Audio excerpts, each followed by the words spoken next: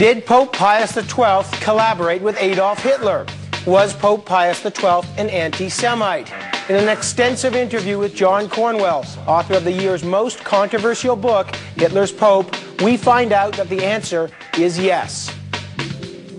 Now, for decades, there have been allegations about how Eugenio Pacelli, better known as Pope Pius XII, collaborated with the Nazis before and during World War II. Of course, the Vatican has always denied these charges, but they've kept their records locked up. They haven't allowed scholars to truly investigate the relationship between Pope Pius XII and Adolf Hitler. Well, all that changed 7 years ago when Cambridge University historian John Cornwell was given access to the secret Vatican archives. Now, Cornwell was a good Catholic. He'd written a best-selling book about the death of Pope John Paul I, and the Vatican fully expected him to exonerate Pius XII. Indeed, Cornwell himself hoped that the rumors about Nazi collusion were untrue. But to his horror, he found the opposite. Document after document proved that Eugenio Pacelli, the man who became Pope in 1939, stands as a monumental moral failure. A man more concerned with centralizing church authority than with the murder of millions of people. A man not only complicit with the rise of the Nazi Party, but according to Cornwell, a man whose silence about the fate of the Jews betrayed a deeply embedded anti-Semitic attitude. Now, Cornwell put all this in his controversial new book, Hitler's Pope, The Secret History of Pius XII. And naturally, the Roman Catholic Church has strongly denied the claims of anti-Semitism, and some have even criticized Cornwell's scholarship. Well, I spoke to Cornwell recently and began by asking him about Pacelli's work in the 1930s in Germany, where he negotiated the now infamous treaty between the Vatican and Hitler's regime. Well, first of all, why did he go to Germany? Why was he sent there? And the reason is the instrument, the effective instrument of creating an ideology out of the whole idea of papal primacy was this new drafting of a code of canon law. For the first time in the Church's history, we had a code of canon law.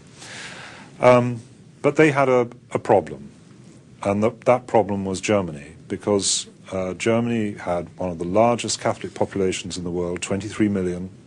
It was wealthy, complex, highly sophisticated, many Catholic universities, publishing houses, 400 Catholic newspapers, and a really effective democratic political party called the Centre Party. So his purpose in Germany was to renegotiate all these old treaties and bring them in line with the new code, which effectively would submit the German Catholic population to a new allegiance to the Holy See. Year after year, he attempted to pursue this concordat, the Reich Concordat, and he was turned down by successive chancellors, 5 of whom were Catholics, because they thought that the Vatican attempts were too authoritarian.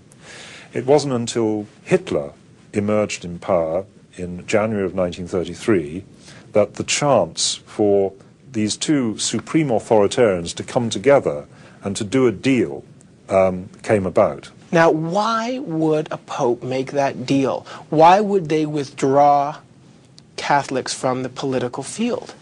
Pacelli, even before he became pope in relation to Germany, did not trust Catholic democracy. They did not like Catholic parties because they couldn't control them and because they thought that it might introduce democratization by the back door into the church itself. And what were they afraid of? Why was democracy such a thing to fear for the church? Well, they thought that it was uncontrollable, that's the first thing. But secondly, they really did view democracy as a precursor to socialism, which of course was a precursor to communism. Once the Concordat is signed, Hitler is joyous, but so is Pacelli. Both think they've won. Was Pacelli simply fooled by Hitler, that Hitler had essentially emasculated the church and then he could have his way with Germany under the so-called protection of the church? Was Pacelli simply fooled and out-negotiated by Adolf Hitler, or was he more actively in collusion, knowing Hitler's agenda at that time? Hitler, in his very first public statement after the Concordat, said that this shows that the Vatican believes that it can live comfortably with fascism. That it almost blesses the fascist project. That's right, both at home and abroad. So it will lull Catholics into thinking that, you know, there is no problem whatsoever with National Socialism, and it will show the world that National Socialism is respectable. Now, it's interesting that Pacelli was immediately outraged by this.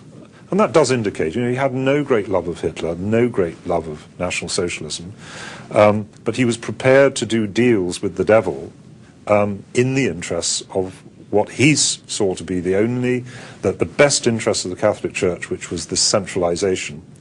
His great statement immediately after Hitler's, he states quite clearly that the triumph is actually the Church's, because what the Concordat means is the acknowledgement by the German state of the right of the Holy See to impose canon law on all German Catholics.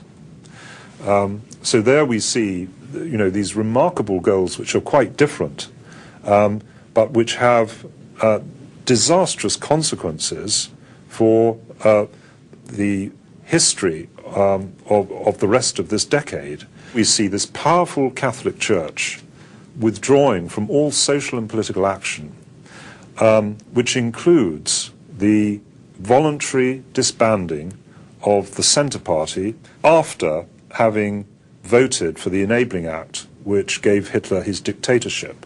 That was all part of the deal. We can now see, as we tell the narrative, I believe for the first time in a general work of history, that the price of this Concordat, the price of this deal, was that the Catholic Centre Party, under the encouragement of Pacelli, should vote Hitler into his dictatorship and then voluntarily disband itself with the blessing of the Holy See, the Vatican, which is why so many Catholics after this, because they had no political home to go, went in their hundreds of thousands into the Nazi Party.